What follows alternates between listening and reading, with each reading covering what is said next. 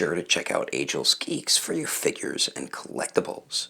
This video and YouTube channel is rated PG-13, so that means this channel is not for anyone under the age of 13. So what is going on, my fellow collectors? How is everybody doing today? Daredon18 here, and today in this video we're going to be doing another quick look review, and this time it's going to be of the McFarlane toys, DC Multiverse, the Grim Knight. So let's get into it right away and take a very quick look at the box. So as you can see here, we do get the generic style box from McFarlane's Multiverse line. We do get the window right there in the front of the box, DC Multiverse, the Grim Knight. There's the bottom, the top, the one side, and then the other side. And then the back does have a really dope comic book image there, which I'm definitely digging. So that is the packaging.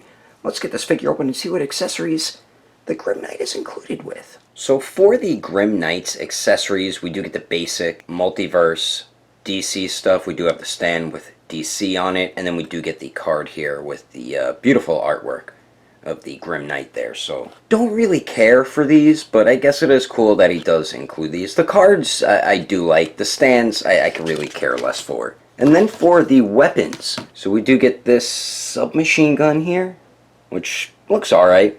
Looks to be molded in a black plastic. We do have a bit of warpage there, so gonna have to fix that. And then we do get a grenade launcher here, and they both look fine. Just lots of warpage going on there, as you can see. And then finally, we do get these bundle of guns here, kind of shaped in a V, and then we do have a peg right there, because it does peg onto the back of the figure. But you can see it's a bunch of different guns, just wrapped up together. And this, like I said, just pegs in to his back right here. And once you have those on, it looks dope. It would have been cool if you could use all those weapons, but I see what they were trying to go for, and it looks cool, man. So those are the accessories with the Grim Knight. Now let's take a closer detailed look at this very cool concept of Batman. Alrighty, so taking a closer detailed look here, and like I said, man, it's such a cool concept for Batman. I just really dig the look of this figure. One thing I really don't like, as I noticed in Fwoosh's and Shartimus Prime's reviews, is the profile view of his face or forehead just looks so weird, man. I don't know what the hell that's all about, but I mean, the face sculpt is alright. Not my favorite Batman head sculpt, really, but I do dig the white for the eyes. Bat ears are pretty cool, and the paintwork's nice and clean with the skin tone and the white and everything, so they did an alright job with the head sculpt there. I do like this scarf he has around his neck. It has a cool sculpted texture to it as well. Really dig the way that looks, and the sculpted wrinkles look pretty cool, and I do dig that gray bat symbol. I think that looks pretty cool. I have a little bit of black on one of the bat ears there, and it is sculpted on there, so. And we do get a nice sculpted texture on his shirt. You can see some sculpted wrinkles on the lower torso, around the shoulders, around the arms, a little bit on the back as well. And then he has a dope harness here with a bunch of mags, pockets, molded guns in the holsters, which a lot of figure collectors, including myself, do not like. But you can see all the mags everywhere and everything, and the pouches. And it is a soft rubbery type plastic, as you can see there. And then we do get his utility belt here too, which has a flashlight, pouches, some more guns molded into holsters, and some more pouches, and some big bullets, which is probably for a sniper rifle. And then for the arms here with the gauntlets, I mean, we pretty much looked at the arms, but I do dig the way the gauntlets look. We get some nice sculpted lines going on there and everything, and they turned out pretty good, and the hands look fine too. But it's weird, the arms are sculpted kind of on an angle, as you can see there. Not too bad though. And then the pants here, another dope thing about the figure, we get some straps with some pouches, and a knife and a holster over there, another pouch. Sculpted wrinkles in the pants look great. And then we do get his knee armor with bat symbols on it, and you can see where the bolts are and everything, so that's pretty dope. There's the back, sculpted wrinkles look great, and I love the way the pants look bunched into the boot.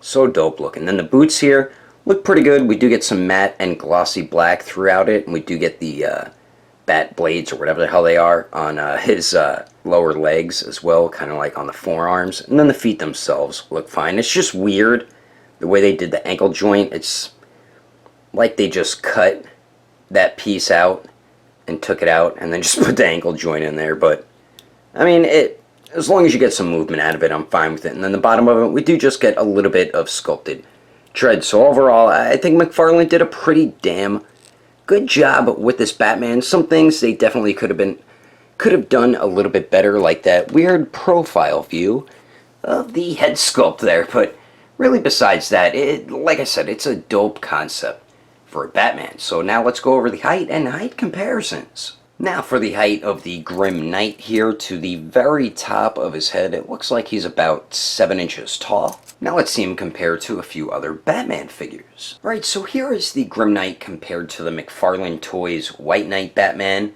the NECA New York Comic Con exclusive Batman, the Mafex Batman Hush Batman, and then we do have the Mezco 112 Silver Knight Batman. Now, as you can see, he definitely scales well with the other McFarlane figures and NECA. Also, now let's see him compared to a few other figures, then move on to the Articulation. Articulation. Even though it's pronounced articulation, not article. And then here's the Grim Knight compared to the McFarlane Toys Arkham Asylum Joker, the McFarlane Toys Nightwing, the McFarlane Toys MK11 Spawn, and the Storm Collectibles Darkseid. So there's the height and height comparisons. Now let's go over the Articulation. So now for the Articulation, we do get some pretty good movement with this Grim Knight here. So we just get one joint at the neck there, and the scarf piece does restrict some of that articulation, so you can only get him to look up that much, which really isn't much. Doesn't really look down a whole bunch. You do get pretty good pivot there, so definitely dig that. And then of course it does swivel. Then we do get a torso and a waist joint, and when both those joints, the harness and the belt kind of bump into each other, so you can't get it any further forward than that. Going back is fantastic though, and you do see huge gaps, but the harness and the belt can cover them. Then you do get great pivot at the torso, then you also get nice pivot at the waist, and then both joints, of course, do swivel. Then the shoulders here, we do have like, I know it's like a barbell type joint that goes into the arm, so you really don't get a circular motion, more like a butterfly type joint there. Then the arms do go out to the sides a bit more than 90 degrees, so that's definitely good. They do go up and down. True bicep swivel. Double jointed elbows that bend in all the way. Then we do have a ball hinge on thy wrists that does swivel and hinges back and forth. Now for the legs here, the Grim Knight can kick forward almost 90 degrees with the left leg. The right leg, it does bump into the crotch piece, and that really doesn't go forward too much. They go back just a tiny bit. Let's see if he can Jean-Claude Van Damme it, and he pretty much can. So decent leg movement with this Grim Knight. You get a little bit of a hip swivel, not too much. You get more on the left leg for some reason.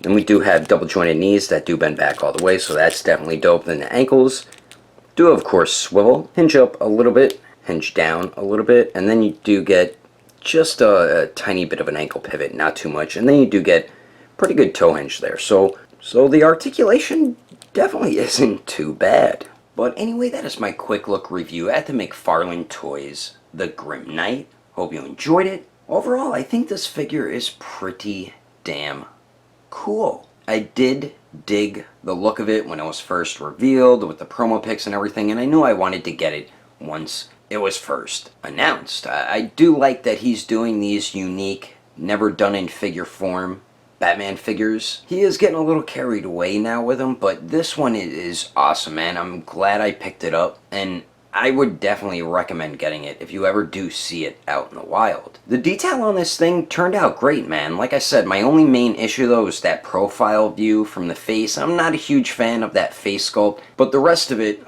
looks freaking awesome, man. And then for the accessories are fine, but like I've been saying with McFarlane DC Multiverse figures that I've been reviewing, or just McFarlane figures in general, I wish he would include alternate hands more often, or alternate head sculpts as well. And then finally for the articulation, it's pretty damn good, man. Some points definitely aren't as good as others, but you're still going to be able to get them in some pretty cool Grim Knight poses. But that is my video. I hope you enjoyed it. If you would like to support the channel, don't forget to subscribe and click on that notification bell. And if you liked it, feel free to give it a thumbs up. If you didn't like it, oh well, like a shit and like. But thanks for watching. I will see you later. Stay tuned for pictures next.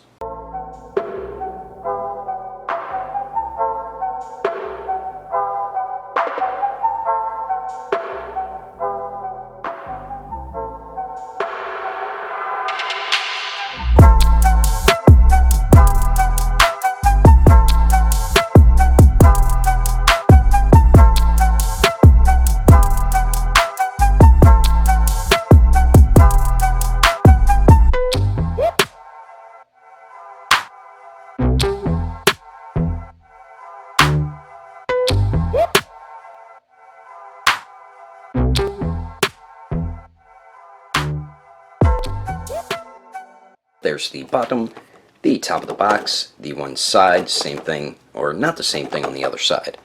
Whoops, let's redo that. A pretty cool image, actually. So that is the packaging for the Grim Knight. Alright, so here is the Grim Knight, blah, blah, blah, blue. We do get some pretty good movement with the figure, so we do have one blah, blah, blah, blue, blue, blue, blah. So we do get one joint at the neck, but that's... Damn figure fell off my shelf. I bet it was Deadpool. Oh, it wasn't Deadpool. It was one of the figures I'm going to use for a comparison. Gosh darn it.